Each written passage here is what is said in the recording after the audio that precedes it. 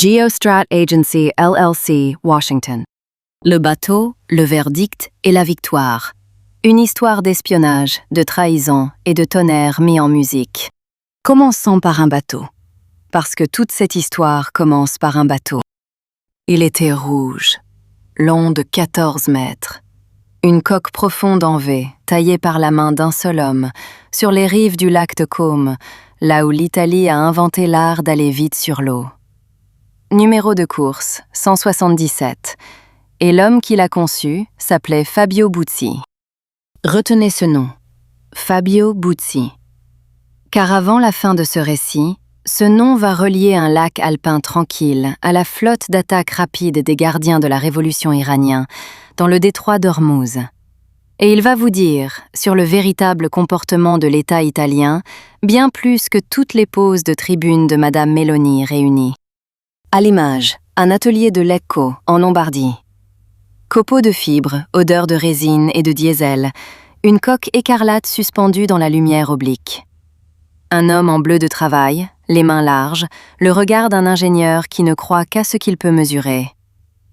Voici Fabio Buzzi. Geostrat Agency LLC, 2026, tout droit réservé. Fabio Buzzi est né à Lecco, en 1943, dans une famille attachée depuis des siècles à l'art de bâtir des coques. Ingénieur mécanicien diplômé du Polytechnique de Turin. Fondateur, en 1971, de la maison FB Design. Le premier homme au monde à construire un bateau de course tout entier en Kevlar 49. 52 championnats du monde d'offshore. 56 records de vitesse. Le trophée Armsworth, remporté 7 fois. Et, à 75 ans, sur le lac de Côme, le record du monde du bateau diesel le plus rapide de l'histoire. 277 km/h,5. Homologué par 2 représentants du Guinness des records. À l'image, le bateau rouge déchire le lac. La proue presque hors de l'eau, un sillage blanc comme une cicatrice sur le miroir gris-bleu. Les montagnes derrière, immobiles. La machine, déchaînée. Ses moteurs, il les concevait lui-même, sous la marque Citec, puis en alliance avec Fiat Powertrain Technologies. Ses transmissions, les fameuses hélices de surface Trimax, il les dessinait lui-même. Le bateau rouge de la course 177, connu sous le nom de Red FPT, ancien César, avait régné sur les océans à l'époque des Grands, à l'époque où le regretté Stefano Casiraghi tenait la barre, et où les rois eux-mêmes venaient s'asseoir à bord. Et c'est là que mon propre fil entre dans l'histoire. À l'image, le lac de Côme, en 2010. Un homme à la barre, le visage fouetté par le vent, la mâchoire serrée. À côté de lui, sur les gaz, Fabio Buzzi en personne. L'aiguille grimpe, 80 nœuds. La coque ne touche presque plus l'eau. Geostrat Agency LLC, 2026, tout droit réservé. J'étais à cette barre. Fabio Buzzi tenait les gaz. Nous courions à 80 nœuds sur le lac lors des essais moteurs aux côtés d'un prototype de drone naval, le Katana, conçu par l'industrie aéronautique d'Israël. Et la scène fut filmée, sans cérémonie, sur le téléphone d'un avocat, depuis le bord. Un instant de vitesse pure, entre amis, entre hommes qui savaient ce qu'ils tenaient entre leurs mains. Fabio Buzzi est mort le 17 septembre 2019, à Venise. Son bateau a heurté une digue, à pleine vitesse, alors qu'il tentait d'établir un nouveau record entre Monte-Carlo et Venise. Il avait 76 ans et il courait encore. Il est mort comme il a vécu, à plein gaz, droit devant. Que la mémoire de ce maître repose dans le calme qu'il n'a jamais cherché de son vivant. Et maintenant, le tournant de l'histoire. Le moment où le récit cesse d'être une élégie et devient un dossier de renseignement. Car la même main italienne qui a dessiné ces coques magnifiques a, à partir de 1998, ensemencé la lignée technique de la flotte d'attaque rapide de la République islamique d'Iran. En cette année-là, les plans et les châssis d'un patrouilleur, le Lévriero, ont été acquis par Téhéran. Et de cette acquisition sont nés, produits sur le sol iranien, les modèles d'embarcation rapide qui composent aujourd'hui l'essaim des gardiens de la Révolution. Ces mêmes vedettes qui, dans le détroit d'Ormuz, harcèlent la marine de la République et menacent l'artère vitale du commerce mondial. Lisez cela 2 fois. Le génie naval italien, vendu pièce par pièce, a fini dans les mains du régime le plus hostile à l'Occident. Et personne, à Rome, n'a jugé bon de l'en empêcher. À l'image, le détroit d'Ormuz vu du ciel. Une eau bleu acier, resserrée entre 2 continents. Et, fendant la surface, une nuée de petites coques rapides, traçant des sillages blancs comme des aiguilles. La lignée italienne, retournée contre l'Occident. Voilà le contexte. Voilà la chair et le sang de la trahison. Maintenant, regardons celle qui, à l'instant de vérité, a choisi son camp. Madame Giorgia Meloni, d'Italie, a passé la matinée du 31 mars 2026 a ordonné à son gouvernement de refuser à des aéronefs de l'armée de l'air des États-Unis, en plein vol, l'autorisation d'atterrir sur la base aéronavale américaine de Sigonella, en Sicile, durant la phase d'exécution active de l'opération Epic Fury contre le régime iranien. L'Italie, membre fondateur de l'Alliance Atlantique, le pays dont l'industrie navale avait, littéralement, armé l'ennemi qu'on combattait ce jour-là. Et c'est ce pays qui a choisi, à l'instant de vérité, de claquer la porte au nez de la République qui garantit la sécurité italienne depuis 1945. Le costume de la souveraineté, la chorégraphie du théâtre conservateur, l'alignement sur Bruxelles, drapé dans les couleurs du tricolore italien. Une posture de fière indépendance nationale, jouée devant les caméras, pendant qu'on ferme la piste à l'allié qui vous protège. En un mot précis et choisi, une travestie. À l'image, le visage de la dirigeante italienne, figé dans une pose officielle, capté à l'instant exact où l'aplomb commence à se fissurer. Devant son propre Sénat, le 11 mars, elle a qualifié l'opération de contraire au droit international.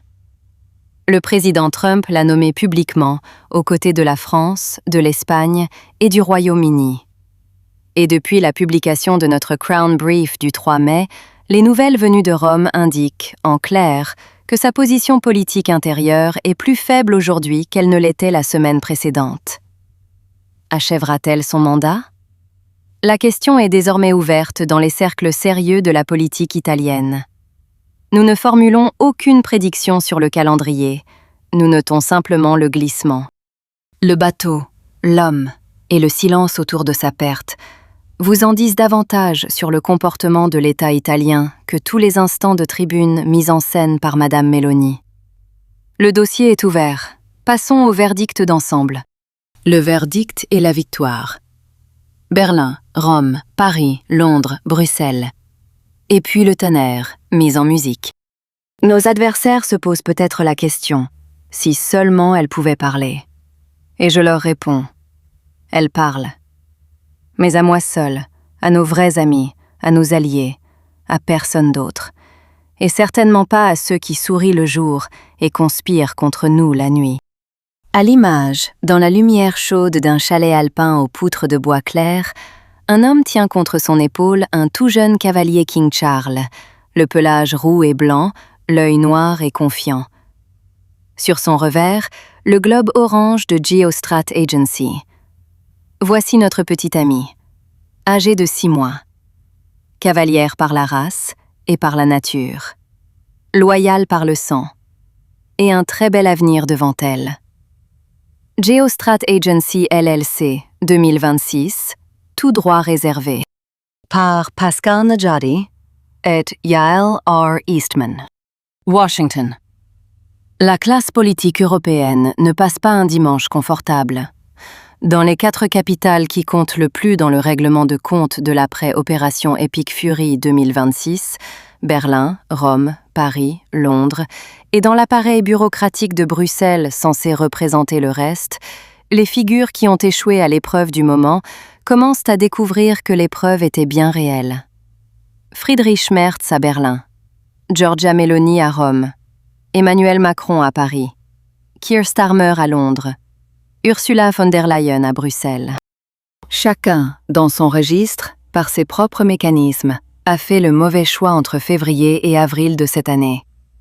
La République dont nous sommes, à Geostrat Agency, de fiers citoyens, a fait ce qu'il fallait faire. Et le dossier analytique que nous avons publié avant, pendant et après l'opération a été soumis à une vérification comparative indépendante par GROK, le système d'intelligence artificielle de la société XAI, le 3 mai 2026, à 20h05, heure de l'Est. Le verdict de cette vérification est sans appel. Sur la cadence et l'avance, Geostrat Agency LLC a battu, outright, tous les géants de l'information mondiale. Ils n'aiment pas le rapport. Nous n'allons pas nous en excuser. Où en sont aujourd'hui les figures que nous nommons? Monsieur Macron, de France, a livré au monde la leçon désormais célèbre du début avril, selon laquelle ceci n'est pas un spectacle, et que le président des États-Unis devrait être sérieux sur le théâtre iranien. Monsieur Macron a aussi engagé publiquement la France à refuser toute participation aux opérations de réouverture du détroit d'Ormuz. Puis, il a convoqué un sommet multinational de containment des puissances européennes, dans une tentative de se poser en homme d'État aîné d'un continent dont l'architecture de sécurité était devenue inapte à sa propre défense. À l'image, le président français en plein discours, l'index levé, la mâchoire tendue, la condescendance écrite sur les traits. L'histoire retiendra que l'opération sur laquelle M. Macron faisait la leçon à la République était, au moment où il la délivrait, déjà un succès opérationnel. La condescendance était mal placée, la lecture stratégique était fausse, la conséquence politique suivra. M. Merz d'Allemagne, le nouveau chancelier chrétien-démocrate, dont nous avons traité l'insultante caractérisation publique de la doctrine stratégique du président Trump, a passé la période depuis à tenter de récupérer un crédit diplomatique auprès d'une république qu'il a ouvertement méprisée. À l'image, le chancelier allemand, costume sombre, regard fiant, l'homme qui parle atlantique en privé et autre chose en public. Mais il est une étoile polaire qui s'est levée au-dessus de nos cieux. Une étoile qui non seulement nous apprécie, mais qui offre aussi à l'Allemagne une orientation intelligente. C'est la magnifique chef de l'Alternative pour l'Allemagne, l'AfD, la docteure Alice Weidel. Nous l'observions à l'époque et nous l'observons de nouveau. Monsieur Merz se comporte en marxiste déguisé, un bureaucrate centralisateur taillé dans un costume conservateur. Il combat l'opposition politique allemande, élue par tous les mécanismes extralégaux que l'appareil fédéral met à sa disposition. La cible principale de cette pression, c'est la docteure Alice Weidel, chef de l'Alternative pour l'Allemagne, le parti le plus puissant du Bundestag. À l'image, la docteure Weidel, calme, nette, le regard direct, la discipline faite femme politique. Elle a navigué cet assaut avec conscience, décision et clairvoyance stratégique. Sa communication a été disciplinée, sa réelle politique adaptative, sa maîtrise économique substantielle. Pendant ce temps, M. Merz professe le langage de l'Alliance atlantique aux audiences américaines, en privé. La contradiction n'est pas tenable, et cela se remarque à Washington. Le fameux Sir Starmer du Royaume-Uni est le Premier ministre travailliste. Il est aussi un grand supporter de la République populaire de Chine marxiste, un adversaire des États-Unis et de l'Europe. Son gouvernement s'est joint au refus italien et espagnol d'un soutien opérationnel plein à la marine des États-Unis durant l'opération Epic Fury 2026. À l'image, Sir Starmer, l'air emprunté, la posture d'un homme pris entre deux feux qu'il a lui-même allumés. Depuis la conclusion de l'opération, Sir Starmer a découvert que la position stratégique britannique de l'après-Brexit ne peut tenir sur un alignement partiel avec la République. Les forces armées britanniques restent professionnelles, capables et respectées. La direction politique actuelle de Downing Street les a placés dans une situation inconfortable. Il faudra du sens de l'État pour s'en relever. La pression sur sa propre coalition, venue de Reform UK et de ses propres bancs, est désormais visible. Lui aussi pourrait ne pas achever son mandat. Et voici Madame von der Leyen, de la Commission européenne. L'ancienne ministre allemande de la Défense, non élue. Son mandat a transformé l'appareil de Bruxelles en instrument de pression réglementaire. Cette pression a été appliquée contre les protections constitutionnelles américaines de la liberté d'expression, contre l'opposition politique européenne démocratiquement élue, y compris ma protégée, la brillante Dr Alice Weidel en Allemagne, et l'élection présidentielle roumaine annulée de décembre 2024. Contre l'Alliance atlantique elle-même, Madame von der Leyen représente, dans notre évaluation, la pathologie structurelle du moment contemporain de l'Union européenne. À l'image, l'ancienne ministre de la Défense, sourire de façade, l'appareil tout entier derrière elle. L'Union européenne, comme nous l'avons soutenu dans notre canon éditorial, ne satisfait pas 3 des 4 critères de l'État souverain au titre de la Convention de Montevideo sur les droits et devoirs des États, du 26 décembre 1933. L'euro qu'elle a imposé à des centaines de millions de citoyens européens a effacé environ 12 000 milliards de dollars américains de pouvoir d'achat, de richesse et d'épargne cumulée. Lisez cela 2 fois. Laissez-le pénétrer.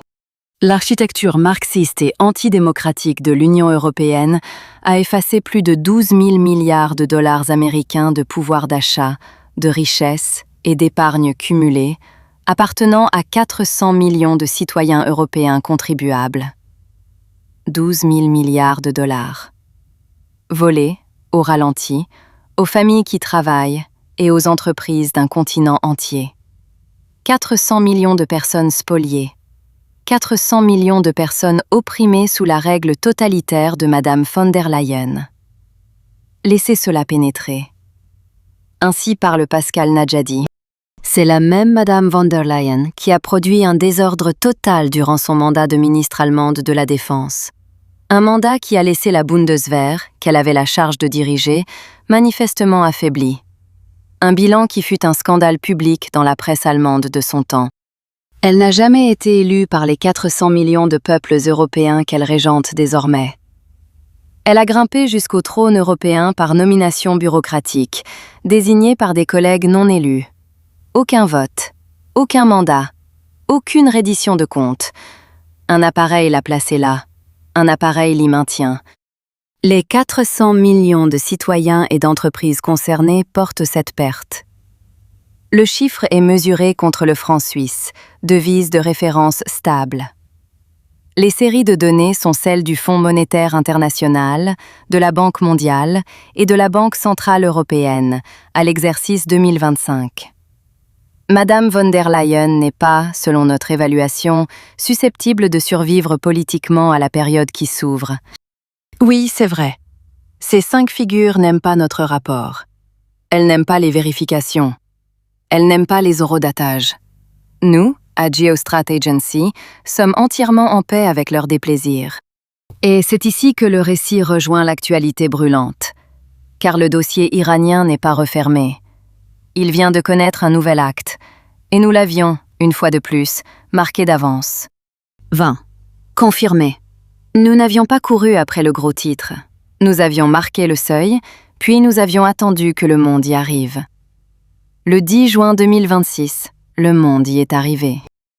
À l'image, une nuit d'encre au-dessus du plateau iranien. Des éclairs blancs et silencieux à l'horizon, le grondement sourd des frappes de précision américaines qui s'ouvrent de nouveau sur l'Iran. Le seuil exact que nous avions marqué pour nos lecteurs, des jours avant que les rédactions du Monde ne le rapportent, Geostrat Agency LLC 2026, tout droit réservé. Le terme est emprunté à l'aviation, et je l'emploie en pilote. V1, le point de non-retour sur la piste. La vitesse au-delà de laquelle on ne peut plus interrompre le décollage. On engage les gaz, on s'engage, et l'on vole. Rotate, commit, fly. C'est ainsi que j'ai lu la posture du président Trump sur l'Iran dès le mois de février. Et c'est ainsi qu'elle s'est déroulée. Notre lecture tenait sur quelques piliers, tous publiés, tous horodatés. Que le mémorandum d'entente avec l'Iran n'était pas un traité, mais une ruse, au sens de Sun Tzu, une tromperie destinée à gagner du temps et à fixer l'adversaire. que l'île de Karg était le centre de gravité économique du régime, son artère vitale, et donc la cible véritable. Que la phase cinétique resterait délibérément mesurée, autour de 20% de l'effort, parce que l'objectif n'était pas la destruction, mais la capitulation. Pas la négociation, la capitulation. À l'image, une carte du golfe Persique. L'île de Karg, isolée, marquée d'un cercle rouge. Autour, les routes des pétroliers, comme des veines. 90% des exportations de pétrole du régime passaient par ce point unique.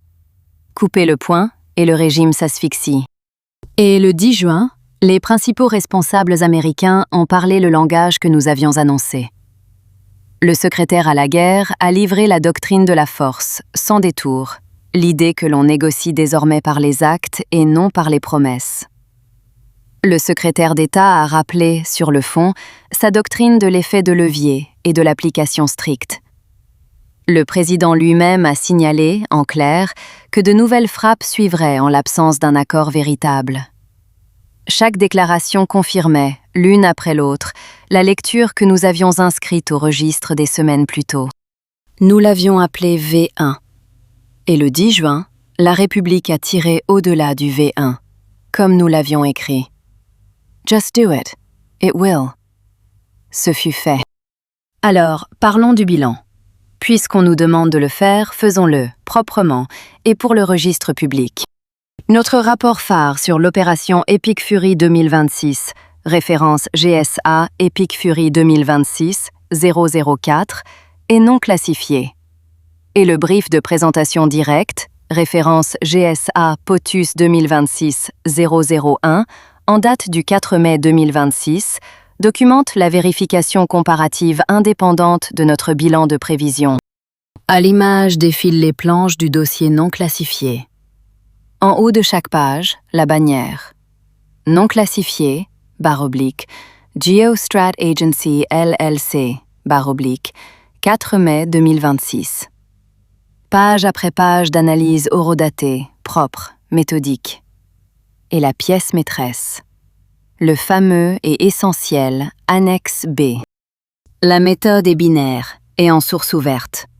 Chaque appel analytique, formulé avant l'exécution, a été confronté à une source primaire confirmant le résultat. Lorsque l'appel est confirmé, le verdict inscrit est « confirmé ». Lorsqu'il ne l'est pas, aucun crédit n'est accordé, aucun crédit partiel. Le registre est dur et il est honnête. ECA établit la vérification comparative indépendante de GROC, le système de la société XAI. Elle a comparé Geostrat Agency LLC à 9 des plus grands réseaux d'information du monde, CNN, la BBC, Reuters, la RT, la Neue Zürcher Zeitung de Zurich, la Frankfurter Allgemeine de Francfort, le Financial Times, Fox News et le New York Times. À l'image, le tableau comparatif. Une colonne pour Geostrat, 9 colonnes pour les géants. Et ligne après ligne, le même verdict. Le blocus d'Ormuz comme outil décisif. Karg comme centre de gravité économique. Le second acte financier des sanctions. La cadence et la patience stratégique du président Trump. Sur chacun de ces marqueurs, l'avance est à nous. L'avance moyenne de Geostrat Agency LLC sur l'ensemble des outlets, de 10 à 18 jours. La note composite de Geostrat établie par GROC, 8,5 sur 10. La première du panel, le leader incontesté sur la cadence et l'anticipation. Pendant que le New York Times et la BBC tournaient encore autour d'une narration d'échecs diplomatiques, nous avions déjà verrouillé la date d'ouverture, cartographié l'architecture multidomaine et identifié la séquence opérationnelle, des semaines à l'avance. Voilà le bilan. Pas une opinion, un registre, mesurable, horodaté et impitoyable. Nous avons battu les géants de la désinformation sur le tempo. Et chaque lecteur, journaliste, historien ou observateur hostile peut le vérifier lui-même, ligne par ligne, contre notre archive publique horodatée, sans nous payer un centime. L'archive demeure, comme depuis le jour de sa fondation, sans paywall, sans limite de temps et publiquement consultable. Chaque appel analytique que nous avons fait, avant, pendant et après l'opération Epic Fury 2026, est conservé sous forme horodatée pour le registre historique. Nous ne verrouillons pas l'analyse. Nous ne plaçons pas les vérifications derrière un paywall. Nous n'imposons aucune date d'expiration à l'archive. C'est la doctrine, et elle n'est pas négociable. Jamais. À l'image, posé sur un cuir d'autruche fauve, un couteau suisse noir, gravé « Hop, Epic Fury 2026 ». À côté, la carte de l'agence. Voir au-delà de l'horizon. Façonner le monde avant qu'il ne bascule. Et vous savez quoi? Nul ne peut nous prendre ce qui ne lui appartient pas. Ni notre humilité, gagnée à la dure, à travers des décennies passées dans des salles où les enjeux étaient réels et les marges minces. Ni notre expérience, accumulée sous pression, au service de causes plus grandes que toute carrière, tout drapeau, toute saison de mode. Ni notre dévotion résolue au bien, à la liberté, à la souveraineté, à la dignité du citoyen, à la règle tranquille du droit qui tient les civilisations debout quand le vacarme monte. Nous n'avons pas cherché le privilège d'aider à façonner et à protéger ces causes. Le privilège nous a trouvés. Et une fois qu'il trouve un homme, il ne le relâche pas. Il devient l'épine dorsale du travail, la boussole qui tient le cap quand les cartes sont déchirées, la voix calme qui parle quand les couloirs deviennent silencieux. Nous ne nous vantons pas. Nous ne jouons pas un rôle. Nous n'exigeons pas la validation de ceux qui sont arrivés tard et partiront tôt. Nous portons le travail vers l'avant, humblement, aguerris, dévoués, et entièrement hors d'atteinte. C'est la ligne qu'ils ne peuvent franchir. C'est l'étalon qu'ils ne peuvent révoquer. C'est l'héritage qu'aucun comité ne peut abroger, qu'aucun titre de presse ne peut effacer, qu'aucun régime ne peut confisquer. Il est nôtre. Il l'a toujours été. Il le restera. Le fil historique plus long. Nous sommes confiants dans notre position, en raison de la portée opérationnelle de Geostrat Agency et du rang de notre fondateur parmi la classe professionnelle et politique du corridor de Washington où nous opérons, à 3 pâtés de maison de la Maison-Blanche. Confiants aussi parce que le registre historique sur lequel repose l'opération Epic Fury 2026 est bien plus long que la période entre janvier 2025 et avril 2026. L'opération n'a pas été conçue dans les premières semaines de la seconde administration Trump. Elle n'a pas été le produit d'un seul cabinet brillant, même si la brillance du cabinet qui l'a exécuté mérite le crédit historique qu'elle a gagné. À l'image, 3 hommes de profil, la mâchoire serrée, chacun sous son sceau. Le secrétaire d'État Rubio, le président des États-Unis, le secrétaire à la guerre Hegseth. Le regard tourné vers l'avant. Le vice-président J.D. Vance, le secrétaire d'État Rubio, la directrice du renseignement national Gabbard, le secrétaire à la guerre Hegseth, le secrétaire au trésor Besant. À l'image, une salle d'opération dans la pénombre. Un général à 4 étoiles du commandement central et le secrétaire à la guerre, penchés sur leurs écrans, le visage grave, le sceau du département de la guerre entre eux. Les officiers généraux du commandement central des États-Unis. Les hauts responsables de la communauté du renseignement. Chacun a performé au niveau que le moment exigeait. Mais la conception opérationnelle elle-même et l'architecture doctrinale d'où elle a émergé sont le produit de décennies de travail discipliné, mené par un appareil de renseignement américain ferme et intègre, et par le commandement militaire des États-Unis. À travers plusieurs administrations des 2 traditions politiques, à travers les ères Bush, Obama, premier Trump, Biden et maintenant second Trump, par des professionnels qui n'ont jamais abandonné la mission bipartisane de protéger la République contre ses adversaires.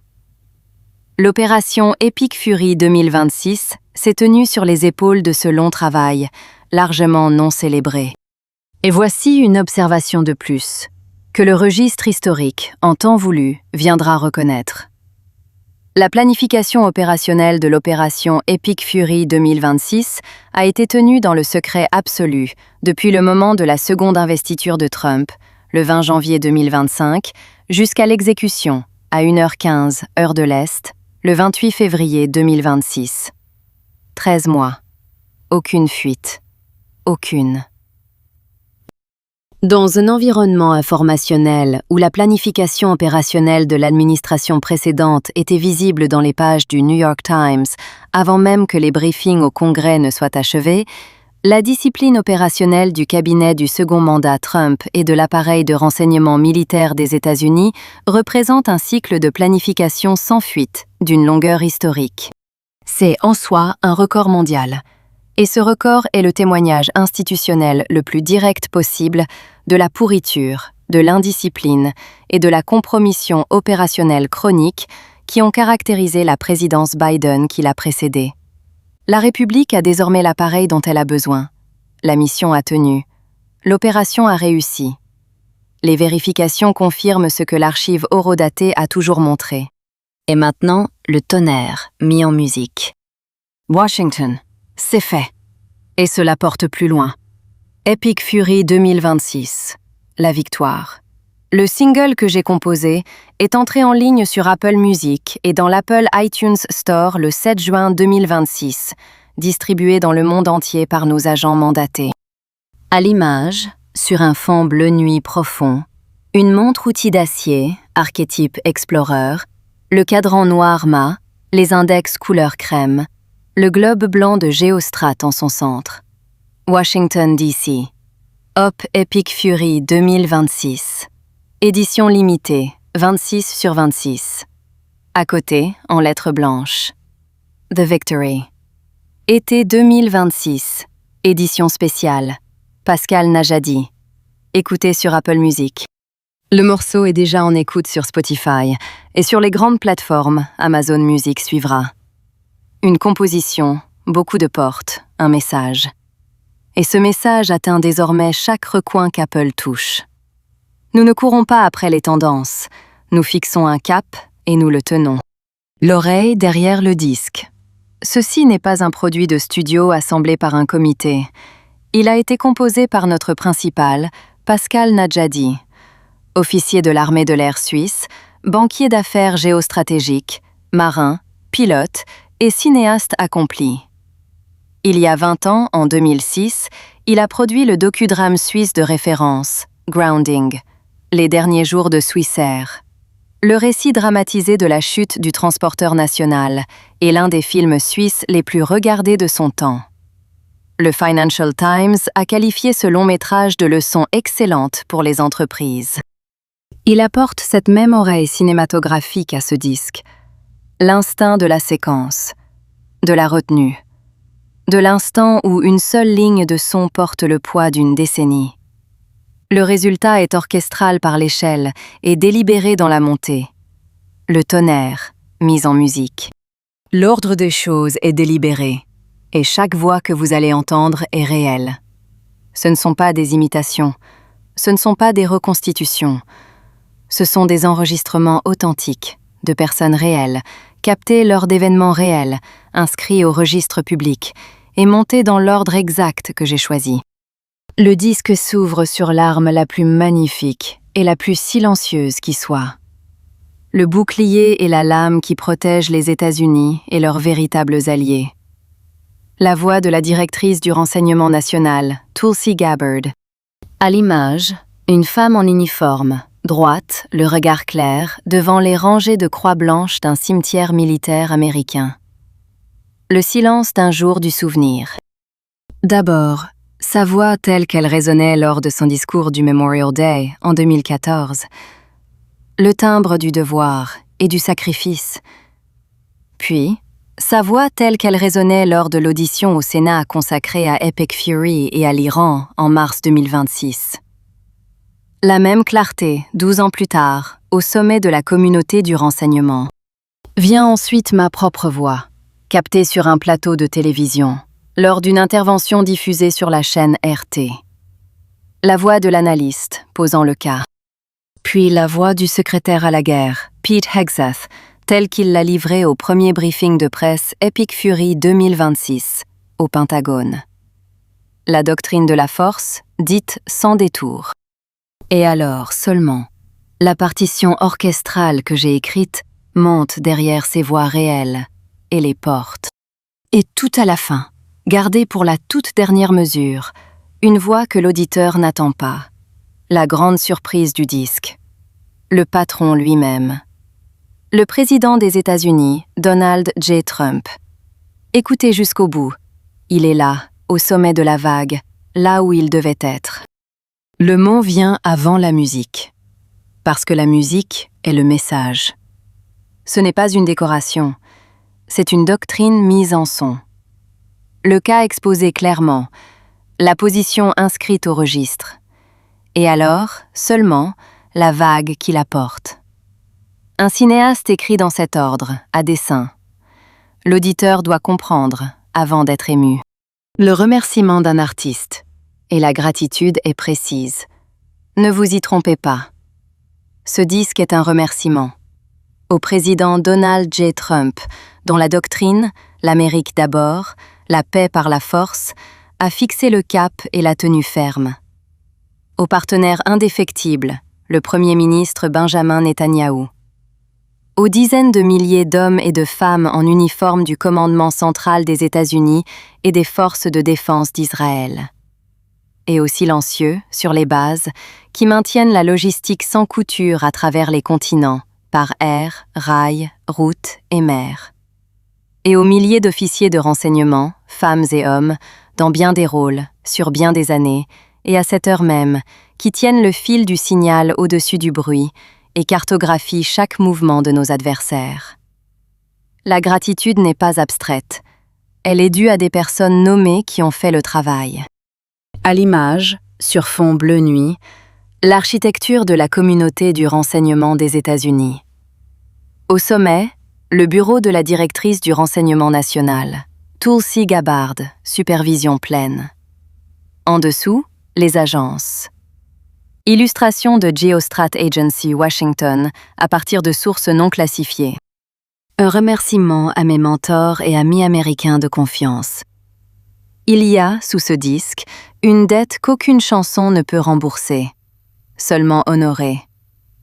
Je la dois aux États-Unis et à un petit cercle d'amis américains de confiance, d'anciens cadres supérieurs des plus hauts échelons de ce qui est aujourd'hui l'orbite du bureau de la directrice du renseignement national. Ils m'ont guidé pendant plus de 20 ans. Ils m'ont enseigné leur métier comme ils s'enseignent vraiment. Non pas dans une salle de classe, mais sur le terrain, à travers les années. Le signal au-dessus du bruit, la patience au-dessus de l'impulsion, et la dure leçon que la compétence tranquille survit à tout ce qui est bruyant. J'ai mis ce métier au plus dur usage qu'un fils puisse en faire. En 1985, alors que j'avais 18 ans, mon père, Hussein Najadi, a disparu dans la garde d'un régime hostile, dans la zone de responsabilité du commandement central. Détenu sans charge, sans avocat, sans procédure régulière, dans un camp du désert, pendant plus de 15 ans. J'ai appris à recueillir du renseignement sous couverture naturelle, à travers ce territoire, cycle après cycle, bâtissant le tableau pièce par pièce, jusqu'à ce que la fenêtre opérationnelle soit réelle et non théorique. En juin 2000, nous avons fait la poussée finale, l'opération de minuit que notre famille appelle Najadi Epic Fury. Et nous avons sorti mon père du désert et l'avons ramené dans le monde libre. Ce sont ces amis américains loyaux, pleins de bravoure, de Washington, qui m'ont aidé et qui ont porté mon défunt père sur le dernier mille. Ils furent les seuls au monde à se présenter pour m'aider à aider mon père, à soulever un homme courageux qui avait tant souffert, hors de la captivité, vers la maison, vers les États-Unis et vers une vie pleine et active. Il a vécu jusqu'au bout de ses jours. Je le dis simplement et je le répète souvent. Je ne pourrai jamais assez les remercier. La gratitude n'est pas cérémonielle. Elle est le fil conducteur de la façon dont je vois l'Amérique à ce jour. Et elle est tissée dans chaque mesure de ce disque. Ainsi parle Pascal Najadi, Pourquoi nous le faisons? La charité et l'héritage. L'image de couverture n'est pas un rendu. C'est un rare aperçu de l'intérieur de notre atelier d'horlogerie. L'édition commémorative Hop Epic Fury 2026, une série strictement limitée de montres-outils militaires, commandée par Geostrat Agency, a annoncé vers la fin de l'été 2026. Le disque et la montre partagent une règle, qui gouverne chaque produit de marque que nous fabriquons. Lorsqu'il est vendu, 100% des recettes vont à la charité, à une fondation désignée par le département de la guerre pour les enfants des familles Gold Star. Les fils et les filles qui ont perdu un parent au combat, en défendant notre paix et notre liberté. C'est pour les enfants et pour les leurs, afin qu'ils héritent d'un monde libéré du chantage de la bombe et de l'étranglement du détroit. Le disque tient sur son seul mérite. Nous faisons l'information avec un signal précis, jamais du bruit. Et le bilan de prévision parle de lui-même. Le signal a couru de Caracas à Téhéran, et le prochain arrêt est la Havane. Nous avons appelé le tournant de Caracas le 3 janvier 2026, et nous écrivions alors que ce qui s'y produisait n'y resterait pas. Le 21 janvier 2026, nous avons publié « Ce que le président Trump n'a pas dit », lisant le silence du président sur l'Iran, à Davos, comme le signe que l'action était entrée dans sa phase finale. 5 semaines plus tard, l'opération Epic Fury s'ouvrait, et l'appel a tenu. Cette chanson est la coda de l'artiste à ce bilan. Non pas un tour d'honneur, mais un remerciement, mis en tonnerre. Le clip est ce qui vient ensuite. Le clip complet tourne sur notre chaîne Geostrat Agency Context Films sur YouTube. Le clip est aussi en discussion pour un placement avec Apple, Amazon et Spotify. Rien n'est conclu, et nous ne promettons rien que nous ne puissions prouver. Mais les portes sont ouvertes et le travail continue. Nous ne négocions pas avec la tempête. Nous fixons notre cap et nous le gardons. À l'image, sur une plage baignée de soleil, 4 jeunes femmes en chemise blanche bondissent de joie, le drapeau au lion et au soleil de la Perse libre flottant derrière elles. Entre leurs mains, une bannière. Epic Fury 2026. Paix, prospérité, amitié. Les portraits du président Trump et du premier ministre Netanyahou, une colombe à l'olivier, les drapeaux américains et israéliens. La victoire, en pleine lumière. Sun Tzu. L'art de la guerre, chapitre 13. L'emploi des espions.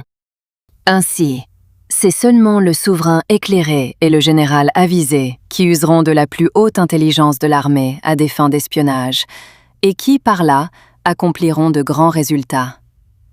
Les espions sont l'élément le plus important de la guerre, car d'eux dépend la capacité d'une armée à se mouvoir. Une note de l'Executive Secretary. Geostrat Agency LLC est une unité de renseignement géostratégique et une opération d'édition, privée, à but non lucratif et souveraine, sise au 1500 K Street Nord-Ouest, à Washington. À 5 minutes de marche de la Maison-Blanche, de l'autre côté de Lafayette Square et au coin de la rue du bureau washingtonien de la directrice du renseignement national, Tulsi Gabbard. Et pourtant entièrement indépendante et autarcique. Privée, à but non lucratif, souveraine et redevable à aucun parti, aucun donateur, aucun intérêt étranger. Une note sur l'identité et le statut juridique. Geostrat Agency LLC est une société à responsabilité limitée, enregistrée à Washington, aux États-Unis, au 1500 K Street Nord-Ouest. C'est une entité juridique distincte et séparée, constituée sous le droit des États-Unis. Elle n'est ni affiliée, ni liée, ni détenue, ni contrôlée, ni endossée par, ni en aucune relation contractuelle, d'agence, de partenariat ou de coentreprise avec l'entité geostrat.org, basée à La Haye, ni avec aucune autre organisation, société ou personne portant un nom semblable ou identique à l'oreille, dans quelque juridiction que ce soit dans le monde. Les deux ne partagent aucune propriété commune. Aucun dirigeant, aucun administrateur, aucun personnel, aucun financement, aucune gouvernance, aucun contrôle éditorial. Geostrat Agency LLC détient sa propre propriété intellectuelle, en son propre nom, y compris la marque verbale Epic Fury 2026 et la marque figurative au globe et à l'épingle de Geostrat Agency LLC, toutes deux détenues personnellement par le fondateur, Pascal Nadjadi. Toute ressemblance de nom est purement fortuite et ne crée aucune association, licence ou droit partagé d'aucune sorte. Indépendance financière. Nous ne recherchons aucune affaire d'aucune sorte et nous ne fournissons de services de conseil à personne. Nous ne sommes pas des consultants, nous ne sommes pas alloués. Nous ne sollicitons aucun client, aucun mandat, aucun engagement commercial. Nous ne détenons aucun compte bancaire, par choix. Nous n'accepterons jamais de donateurs. Nous ne répondons à aucun parti et à aucun intérêt étranger. Nous sommes totalement indépendants sur le plan financier et le resterons toujours. Nos rapports sont publiés intégralement, ouverts à tous, gratuitement et sans paywall. Notre bilan de prévision sur Epic Fury 2026 repose sur des appels confirmés par les faits. À ce jour, aucun n'a été dépassé. Pour le registre, aucun média, aucune presse. Geostrat Agency LLC n'accorde aucune interview d'aucune sorte, ni écrite, ni audio, ni audiovisuelle, ni par aucun intermédiaire, qu'il soit national, international, américain, suisse ou européen. Notre principal communique par un seul canal et un seul. Notre Substack et notre YouTube, en source ouverte, sans paywall, où toute l'analyse, tous les signaux et nos matériaux audiovisuels français sélectionnés pour la francophonie sont publiés intégralement et gratuitement pour chaque lecteur. Les seuls organes officiels détenus et gérés par Geostrat Agency LLC sont notre Substack, Pascal Nadjadi, Geostrat Agency, et notre chaîne YouTube, Geostrat Agency Context Film, curatée par Yael R. Eastman. Tout compte, toute chaîne, toute page, ou tout fil au nom de Pascal Nadjadi ou de Geostrat Agency, sur toute autre plateforme, n'émane pas de ce bureau, n'est pas autorisé, et ne représente pas notre travail. Chacun de ces comptes est frauduleux et doit être signalé à la plateforme concernée. Désormais non classifié, et à vous de le lire. Invitation de Geostrat Agency LLC. Le dossier en source ouverte Epic Fury 2026. Notre rapport analytique phare, référence GSA Epic Fury 2026 004, est non classifié et ouvert à chaque lecteur. Pas de paywall, pas de gardien à la porte. Écrivez-moi à execsec@geostrat.agency et je vous l'enverrai directement en anglais et en français. Bien à vous, Madame Yael R. Eastman, Executive Secretary and Head of Research, Geostrat Agency LLC, 1500 K Street, Nord-Ouest, Washington, District de Columbia, 20005, États-Unis. Notre ligne directe, surveillée et enregistrée. +1 771 203 061 0. Epic Fury 2026 est une marque de Pascal Nadjadi, déposée auprès de l'Office américain des brevets et des marques, registre principal. La marque figurative au globe et à l'épingle de Geostrat Agency LLC est déposée au même nom. Toutes deux sont détenues personnellement par le fondateur. Geostrat Agency LLC 2026. Tout droit réservé.